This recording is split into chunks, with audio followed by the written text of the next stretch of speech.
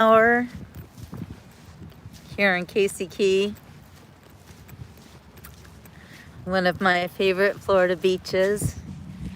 Oh my, hurting myself with the sand. So it's time for the sunset. Check this out. It's so beautiful.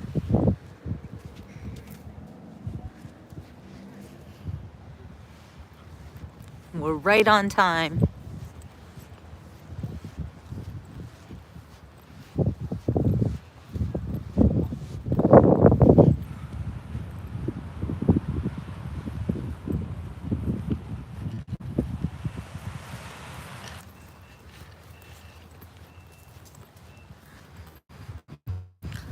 Hi Marita. Hey Darla.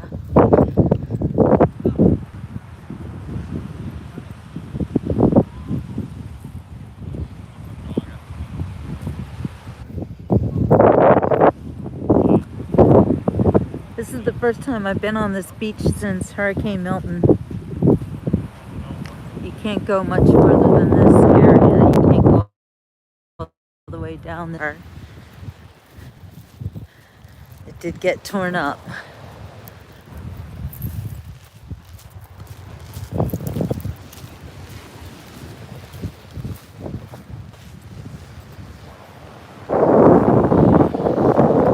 It's the Gulf of Mexico. Hey Trish. Hey Maureen. Who needed to see this?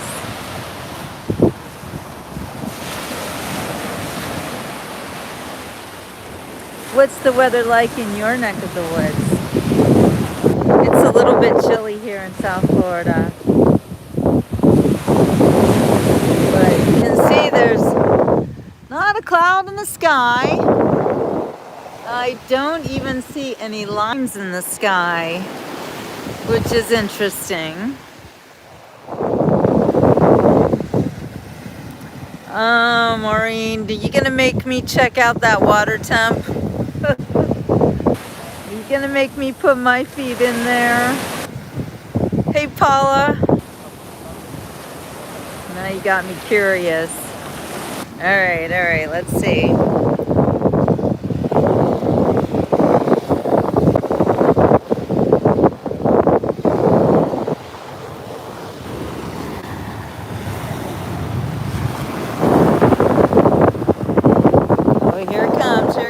Ah! Oh, it's warm like soup. Warm like soup. We're on Casey Key, just south of Sarasota, Florida.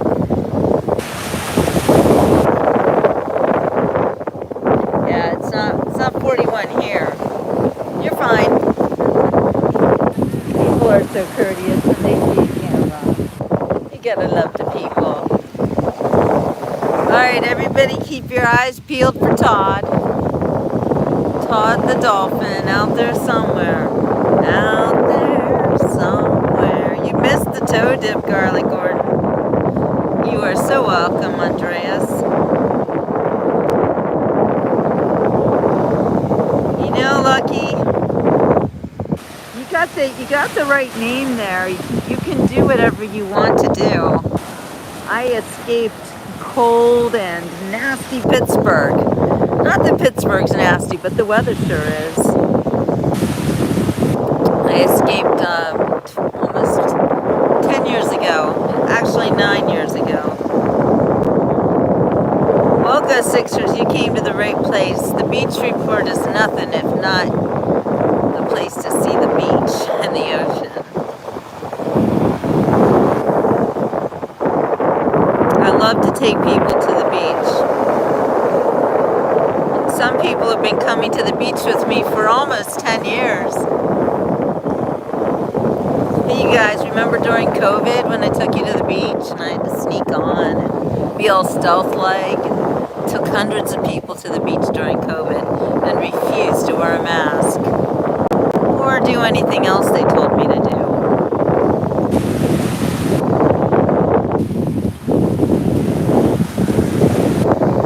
There's my God chick. There's my birthday girl. Birthday time's a coming. It's the last Sunday before this one, me, turns 59 years old. What? Wait, tell me. 59, is this what 59 looks like? Not too bad, right? You know what? I think that castor oil is really working its magic. I really do. I feel like my skin looks better. What do you guys think? 6 days. Woo woo. Birthday time. Birthday book time.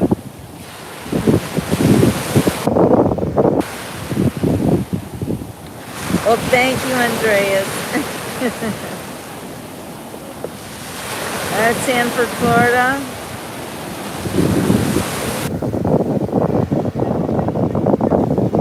Yes, and I just published my second book. Do you think about me on my birthday? Wait, I gotta stop being so close into it. Look at this. Look at this, everybody. This is the next best beach read right here. Do you think about me on my birthday? A mind-blowing adoption story. You know, Lucky Dog, if you're rude once again, I'm going to cut you off.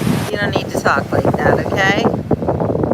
That was something I wanted to address on today's beach report. Just waiting for the first troll to come along and say something nasty. Hey, Lucky, before I kick you off, can you tell me what kind of a thrill is it to be a keyboard warrior and say stupid things to people you don't even know? I mean, I know I'm not supposed to feed the trolls, but sometimes I just wonder what kind of person behaves this way. Anyway, there's some sharks in there. Got your name on it. Into the drink he goes. Idiot. What is up with these people? Why do they have to be such pigs? Anyway, I want to focus on you wonderful people watching. My friends who I love. Who I'm so happy to celebrate my 59th year of life coming up.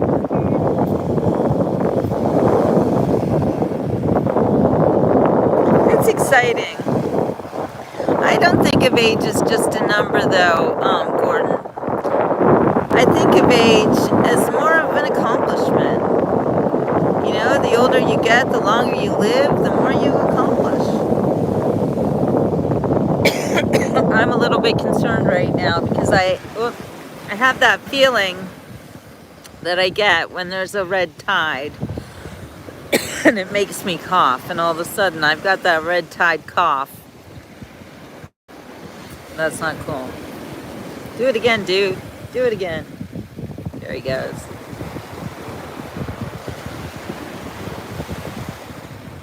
Happy birthday, Rita. Thank you, Pam. Yeah, you're right. The sun is dropping. Good point. Good point, Gordon. There it goes. Yeah, I'm not going to be able to stay too much longer if I keep coughing. I am susceptible to red tide. It's a problem. Anyway, that is a beautiful sunset, isn't it?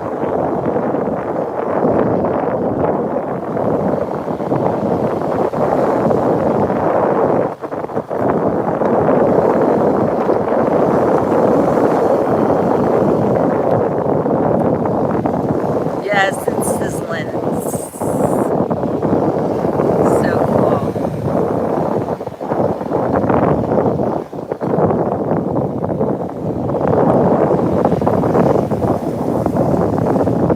There it goes.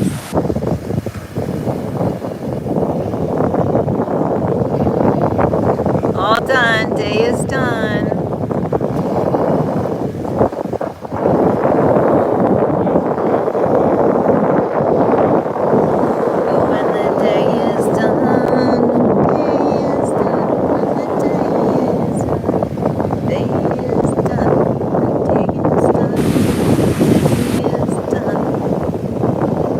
Tell me why.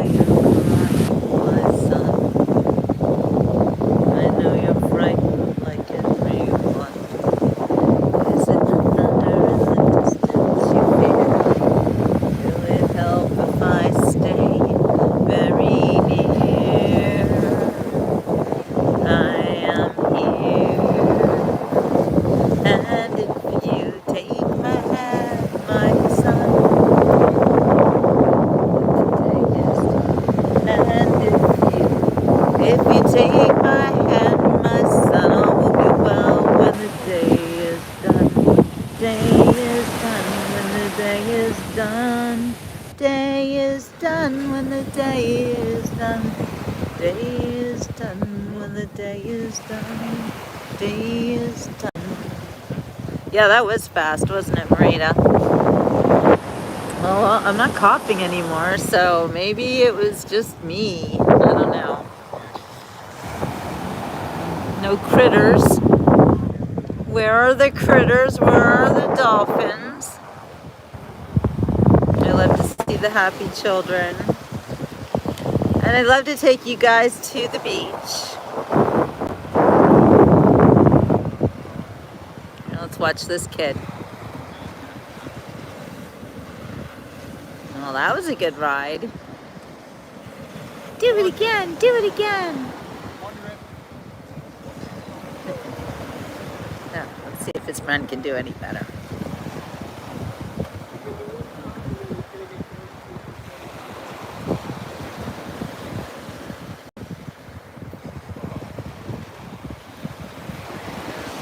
All right, this kid looks super serious.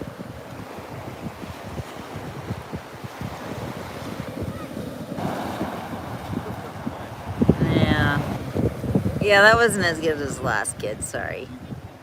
Oh, that's a nice little wave there, though.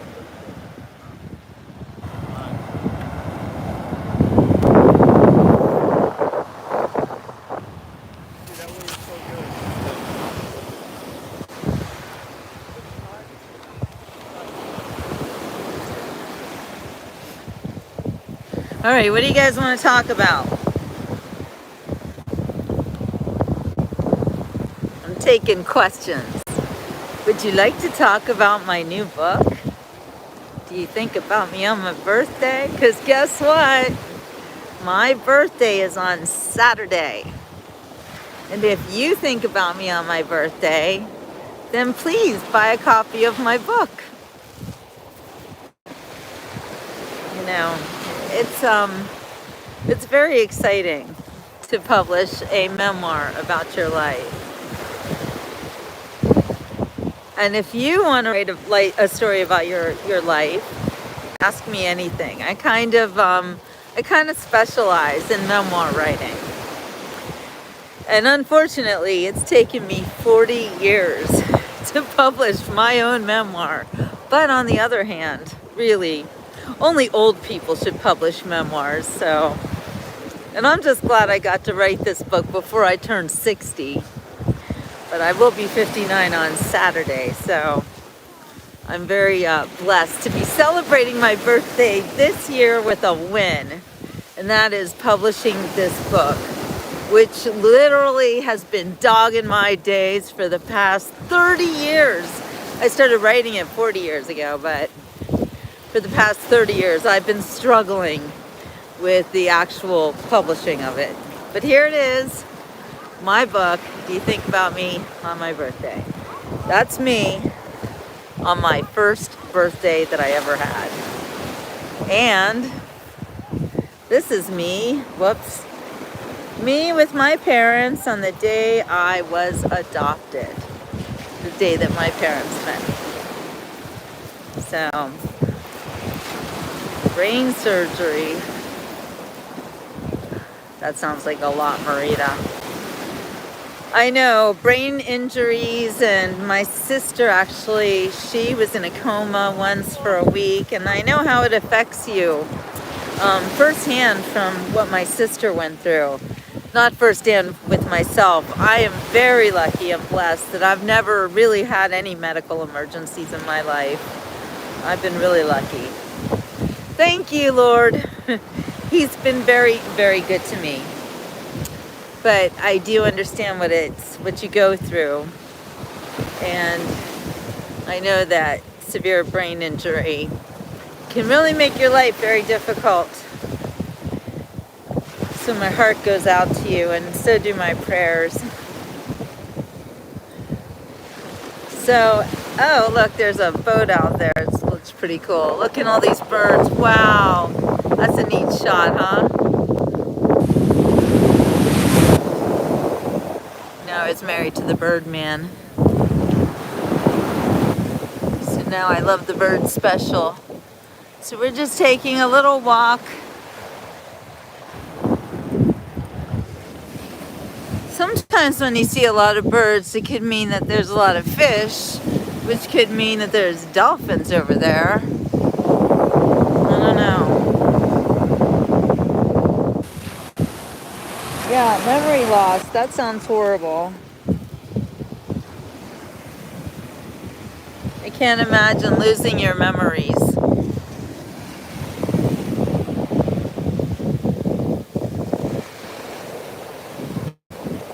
The space are under your brain. Oh my gosh, you guys. And yet, still you persevere. You are a testament to survival. So I applaud all of you survivors. Look at the sky is purple. The sky is purple. There were people running everywhere. The sky is really purple. I don't know if you can tell it from my camera, but it's really purple. Yes, Andreas, I was just hoping somebody would ask me to read from my book. I'd be super happy to do that. I thought you'd never ask. Alrighty then. I'm going to just start. We'll start at the very beginning.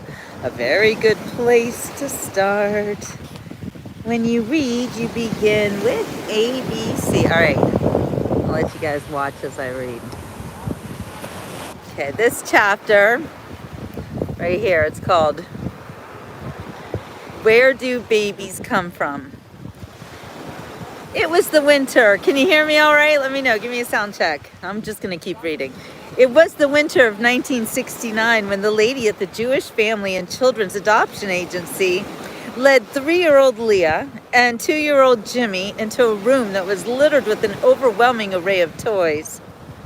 There was everything from wooden blocks and board books to the Stick Shack Troll House and Hugo, Man of 1,000 Faces. The lady closed the door as she left, and Leah picked up a plastic horse off the floor and examined it and then casually tossed it aside. Then Jimmy picked up the Mrs. Beasley doll and threw it against the wall. This made Leah burst out laughing, so Jimmy picked up a naked troll doll with purple and green hair and threw it against the wall. Leah did the same with the Fisher Price Little People dog. Pretty soon, plastic horses, Lincoln log pieces, matchbox cars, furniture pieces from the magnetic dollhouse, the Fisher Price chatter phone, and, wait, it's hard to, I've got only one hand right now, and little plastic farm animals were whizzing through the air, crashing loudly against the wall. Hold on. Oh my goodness, my phone. Wait, I'm going to make you guys go crazy. Careful. Be all right. You're okay. You're okay. Nothing happened. You're all right. All right, are you okay? There was no recourse for their actions. They were just little kids, and they didn't understand why they were left in the toy room alone. In fact, this was the first time they had ever been left alone in a strange room. The 2 toddlers had a great time until their parents eventually returned to collect them. Right away, the kids were drawn to the noticeable pink bundle in Mommy's arms. Reaching out to touch her new baby sister's chubby cheeks, little Leah suddenly realized that this was how the Stern family got their babies. They just picked them up from an office and took them home. She imagined that the babies must have come out of the agency's file cabinet or something. The much-loved story of Leah's adoption went like this. Desperate for a baby to love, her barren parents went to the Jewish Adoption Agency and passed all sorts of psychological tests with flying colors before getting the okay to give an orphaned baby a home. There was a lady who grew you in her belly for 9 months, and after you were born, the lady gave you to the adoption agency, and the adoption agency gave you to us, Leah was told. Leah especially loved the part where Mommy would say, "One day the agency called and said, 'Mrs. Stern, we have a baby girl for you.'" This made the little girl feel like she was a very special gift. Growing up, Leah always knew about the babies that didn't survive in her mommy's womb, and about the women who had given her and her siblings up for adoption as infants. Repeatedly, Leah's parents told their adopted children that they were three of the most wanted babies in the whole world because they were chosen. Not a day went by that the Stern children weren't made aware of how very wanted and loved they were, despite the fact that their original parents had given them away. Each child was made to feel like a precious treasure and eventually grew to perceive that they too were given something that they could never have had otherwise. As Leah grew older, she began to think about those biological people, the mother, the father, the grandparents, and the possibility of sisters, brothers, and cousins who all had blood connections with her. Curiosity was her constant companion as she looked at other families and compared their physical features. Leah and her siblings looked nothing alike. Ever mindful of the loyalty she felt towards the parents she knew and loved, Leah nevertheless began romanticizing her unknown kin. She identified with the orphans and adoptees of literature and film. Oliver Twist, Little Orphan Annie, and Dorothy from The Wizard of Oz. Not to mention the most famous adoptee of all, Moses. He is proof that adoption is upward mobility at its finest. All right, I can't do any more right now because it's getting dark. But that's a little snippet from my book, Andreas. I hope you enjoyed it. Darla's like on her third read now. Or is it your fourth? So I'm going to head back off the beach because it is very chilly out and I'm in my bare feet, which it's not that bad, but I mean, I say chilly and to you guys it's like in the 60s. It's not that cold. Here, I'll turn it around so you can see the beauty that is the Gulf of Mexico. Casey Key, Florida.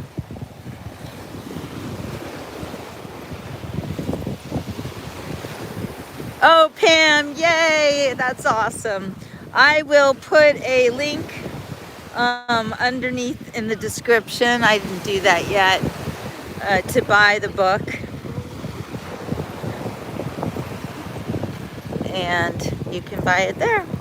Or you can just email me, info@jillbooks.com, and you can order a book there. I am still working on my dang nabbit website. Actually, I say I'm working on it. I'm still not working on my website, I'll be honest. It's like a really daunting task that I don't want to deal with.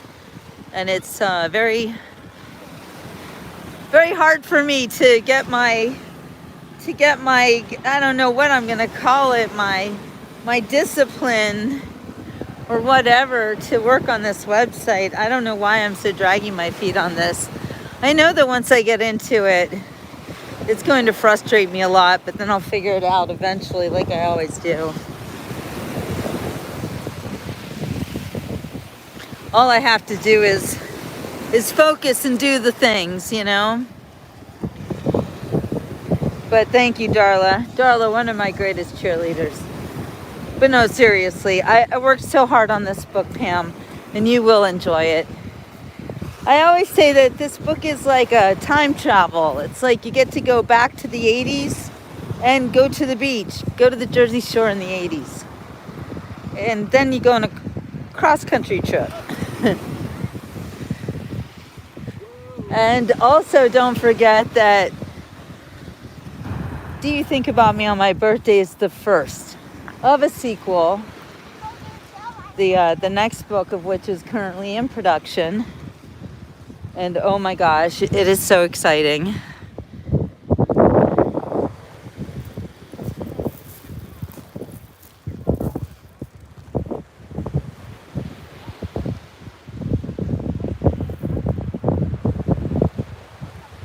Oh, beautiful, for spacious skies, for amber waves of grain, for purple mountains' majesty above the fruited plains.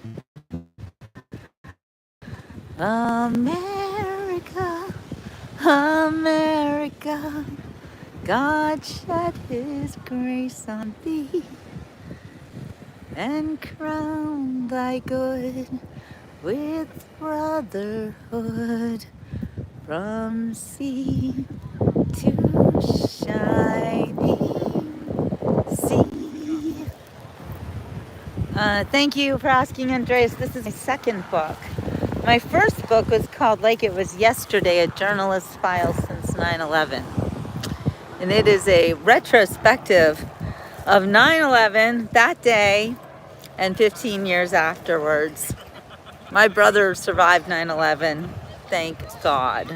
So I was lucky. Not everybody was, but I wrote this book because the book about 9/11 because I realized maybe in 2010 the kids were not being taught about what happened on 9/11, and so I wrote it as a history book for people who are too young to remember and needed to be reminded, those of us who needed to be reminded of the way that we behaved right after 9/11 and the way we loved each other here in America and all over the world. It was quite amazing. And then somehow it just all fell apart. And here we are today, living out this dystopian nightmare. But hopefully everything will get a lot better. So there's Karen. Hi, Karen. Yeah, these guys have been with me a long time. They'll tell you about my books.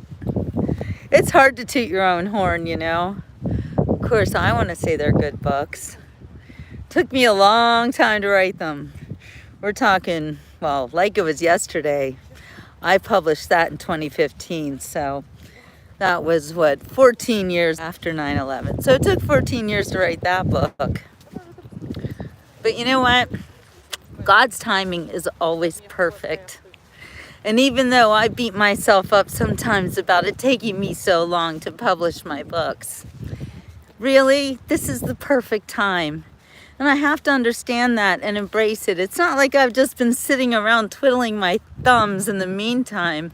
You know, I've been out there living life and doing a lot of things and learning a lot and doing these podcasts for nearly the last 10 years and really honing my craft as a writer, as a publisher, as a journalist, as a show host, as a cameraman, camerawoman. You know, I've learned so much. So it's never really wasted time. It's learning time. So if you've got a project that you've been working on a long time, do not despair. It's better late than never. So try to get it done as soon as you can, but don't beat yourself up because, like I said, God's timing, it's always perfect. And I can tell you that for a fact. That's what I'm finding out. Woo! Look at that lighting. Wow.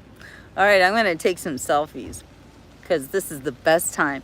Don't forget, ladies, when it's the golden hour like this is the very best time to get your best pictures because the lighting is so beautiful.